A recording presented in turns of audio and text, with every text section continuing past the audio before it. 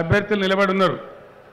ఇక్కడ భూపాల్ రెడ్డి గారు ఉన్నారు, కాంగ్రెస్కి ఒక ఆయన ఉంటాడు, బీజేపీ కూడా ఒక ఆయన ఉంటాడు, ఇంకా ఒకరో ఇద్దరో ఇండిపెండెంట్ కూడా ఉండే అవకాశం ఉంటుంది.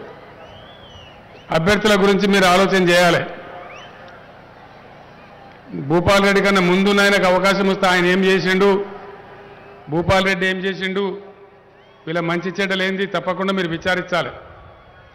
దానికంటే ముఖ్యంగా ఈ అభ్యర్థుల వెనకాల పార్టీలని, ఆ పార్టీల చరిత్ర ఏంది, వాళ్ళ గుణగణం ఏంది, ఆ పార్టీల దృక్పథం ఏంది, ఆ పార్టీలు ప్రజల గురించి ఏం ఆలోచిస్తాయి, ఈ విషయాలు కూడా మీరు చర్చ చేయాలి. ఇంతకుముందు నేను వస్తుంటే చాలా సంతోషం అనిపించింది. మళ్ళా యాసంగి పంటకు పొలాలన్నీ తడిపి నీళ్లతో కనపడతా ఉన్నాయి. అంతకుముందు నల్లగొండలో తిరిగితే లక్షల ఎకరాలలో ఆముదం పంట కనిపించేది. అంతక నల్లగొండ కర్మానికి అట్లుండే. ఈరోజేమో బ్రహ్మాండంగా వరి పంటలు పండుతూ ఉన్నాయి.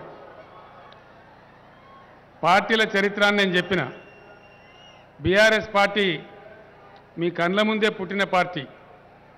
తెలంగాణ రాష్ట్రాన్ని సాధించడానికి, తెలంగాణ ప్రజల హక్కుల కోసం పుట్టిన పార్టీ బీఆర్ఎస్.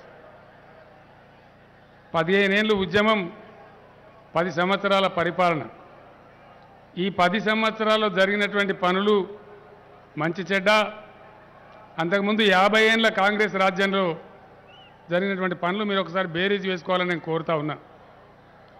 50 ఏళ్ళ కాంగ్రెస్ చరిత్రలో ఏది చక్కగా లేకుండే.